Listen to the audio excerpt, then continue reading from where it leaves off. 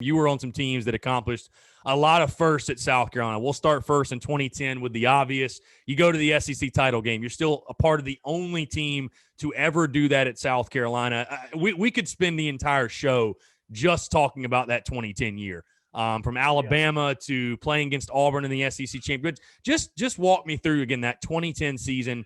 You're a fifth-year senior. You played in 10 of the 14 games, made 2 starts that year. But just talk about that year as a whole, going to Atlanta. I know it didn't end exactly how you wanted. I mean, Cam Newton turned into Superman. What can you do? But I know. the entire experience, man, I'm sure that had to be awesome too. Again, and you're still, to this day, part of the only team that has gone to Atlanta for the Gamecocks. I love it. I love it. I wish we would have won it. We wanted to play Auburn. We wanted to play Auburn. You should have probably had them the first time. I mean, honestly. That's why we wanted to play them. Yeah. Coach Sperry threw it up to Lamar Scruggs. Not taking nothing from Lamar Scruggs, but he threw it up to Lamar Scruggs in the end zone when we got Alshon Jeffrey, right here. Throw it up to him. Shit, I don't care if 2 people on him. Throw it up to Alshon. Throw it up. I used to be in the huddle. I used to tell Connor, man, throw it up to 1. I used to tell Garcia, throw it up to 1, man. Throw it up. Please, just throw it. Like, it don't matter. Just throw it up to him. So, but we wanted to play Auburn again when we got what we wanted. Alabama was a very good team. We beat them, but they was a very good team. They was a very big team. So we did not want to play them again. We wasn't. We wanted to play Auburn. We felt like we matched up well with Auburn. We felt like we should have beat Auburn. But like I said, I remember we was in the dome. We was in the dome warming up, and Auburn came in the dome, and they just came in. They just set the tone from the jump. As soon as they came in the dome, we're in the dome warming up. They get off the bus. They come in the middle of the dome, jumping, turn. Like rowdy. Like, as soon as they get off the bus, I'm like, they, you know what I'm saying? They just set the tone. Like, their mindset was already, they was on a different mission. You know what I mean? And they played like it. And they had a real good team, and a lot of guys stepped up that year, but that was a fun year. And like I said, that's the year Kenny Mack passed away. Yeah. So I started in the beginning of the year, and then Kenny passed. I kind of was like, I was down, I was done. I didn't never recover until, after that year. Thankfully, I had that medical, and I was able to come and, show all my worth in 2011. But I really wanted to show my worth 2010 and 2011. Right. That was the goal. But, like I said, you just never know what happens. God got different plans for everybody. And, that's during that time I struggled with that, but I still had a great team, and we accomplished so much that year and went to the SEC championship and won our bowl game. And, we just set ourselves up for a big 2011. We knew what we had. We swept the East in 2006. We swept the East in 2011. I tell people, like, bro, we swept the East. Like, we beat every team in the East. And I can't believe we lost to Arkansas in 2011. I was so mad about that. We lost Arkansas and Auburn. Should have beat both of them. Easily should have beat both of them. But yeah, that was pretty much 2010. They just came in, turned up in the SEC championship. But the year was a great year. We won a lot of games and really set ourselves up for, like I said, 2011. 2011, we should have went to the SEC championship again. Yeah. They said because we lost 2 games to the West, but we swept the East. Yeah. But we don't get to go to the SEC championship. That makes no sense. We sweep the East. That's what we play on. We play in the East. Yeah. So we sweep the East just because we lose 2 to the West. We still should have went because it's 2 different conferences.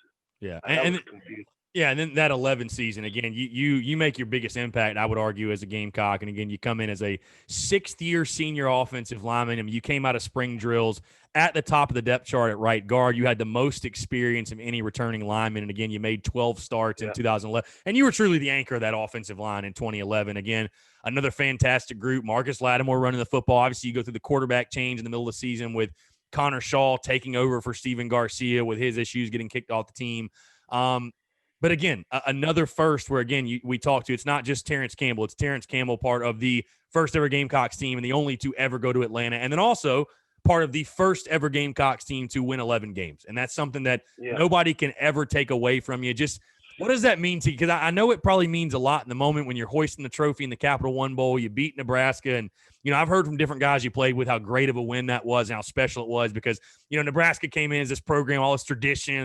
They've got I forget who it was told me the story that Coach Spurrier was pointing over to their bus, and they got all their national titles and their conference titles and all down the bus. He's like, none of that matters. Hey, we're not playing that. We're playing this Nebraska team. It doesn't matter what they've done in the past. It doesn't matter that we don't have as much tradition as them. And so I know it was special for a lot of different reasons, but I mean, I'm sure looking back now, especially and thinking that and reflecting on that, I'm sure you got your 11-win ring. Like it's really cool. I mean, you're in very awesome company, I would say. I mean, that was amazing. I was team captain that year, so we're painted on the wall in the captain hall forever. 11-win season. That's forever going to be there, and it was amazing just to put our team together and everybody together. It was cool. Like, man, we had a solid team and we had a good group of guys. And I might have been the anchor of that team, but Rakevius, T.J. Johnson, A.J. Ken was a freshman balling. You know what I mean? Like, and now he's a baller in the NFL.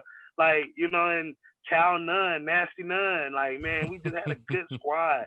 That guys that would just put in the work and put in the effort that was just dedicated to us when our D-line, going against the guys on our D-line was the best D-line. We had the best D-line. So us going one-on-ones against them continuously, having Melvin Ingram stand over top of you and a 3 technique, coming downhill at linebacker, having the silent assassin, Devin Taylor, long reach, coming around the edge, Cliff Matthews, Clifton Gallus, like, just had a really good team, you know what I mean? And it was exciting. That was some exciting times. And, I believe all these games are won in the trenches. You can have everybody's going to have skill players. We got skill players now that's great and balling out. But I think the difference that separates teams is just having a nasty offensive line and having a nasty D-line. When you got a good offensive line and good D-line, it kind of can control the tempo of the game. You need a quarterback. If you got a good offensive line and you got a good running back that can run the ball and a quarterback that just take care of the ball, don't turn it over, you have a successful winning team right there. Yeah. Especially if you have multiple running backs that you can interchange, like, and you got a dominant offensive line that can control the clock. Like, you just able to play off of that, play actions and just simple things that just get wide receivers open. So I think the offensive line, like I always tell people, offensive line is the most important position on the field. Offensive line is the only position on the field where you don't substitute, where it's 5 guys on the field all the time. And the D-line, everybody else going to substitute. And you're always involved in the play. Whether it's a run or pass, you're always involved. Even if it's a bootleg, somebody got to capture that D-end. Somebody got to push the wedge that way, So you're always involved. You know what I mean? So that year was a lot of fun. I love it. Thankful to be a part of it. Thankful to have that ring. I'm glad I got that 6-year eligibility and was able to be a part of that team and be a team captain that year. It just was special to me. And I got voted by my peers. You know what I mean? That means the most to me. I got the hardest worker award coming out of spring that year.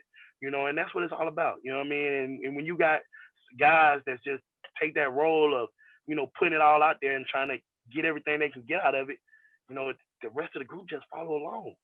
The rest of the group follows along. Nobody's gonna see somebody working hard unless they don't want to be a player. See somebody working hard and just walk away. They're gonna join if they have that same ambition.